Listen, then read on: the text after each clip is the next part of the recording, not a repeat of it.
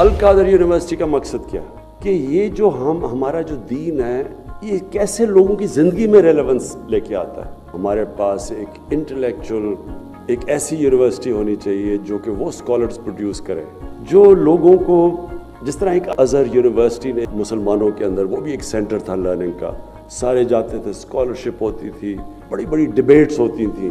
जो टॉप हमारे साइंटिस्ट थे उनका जो अंडरस्टैंडिंग दीन की थी और कुरान की वो भी बहुत थी, साथ साथ चल रहा था, साइंस भी चलती थी और उनको दीन की भी समझ थी। अब ये बिल्कुल सेपरेट हो चुका है और मैं ये चाहता हूँ कि इस यूनिवर्सिटी में वो स्कॉलरशिप आए।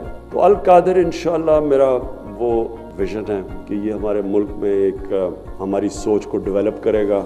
इस वक्त जो हमारा यूथ है वो इतना मुतासर है मगरिब की टेक्नोलॉजिकल प्रोग्रेस से कि वो रियलाइज़ नहीं करते कि उसमें बड़ा फ़र्क है। एक माशरा टेक्नोलॉजी में तो आगे चला जाएगा, लेकिन क्या उनकी एज एक इंसान होते हुए उनकी ग्रोथ हो रही है या नहीं? क्या वो सही रास्ते पे जा रहे हैं या गलत रास्ते पे चले गए?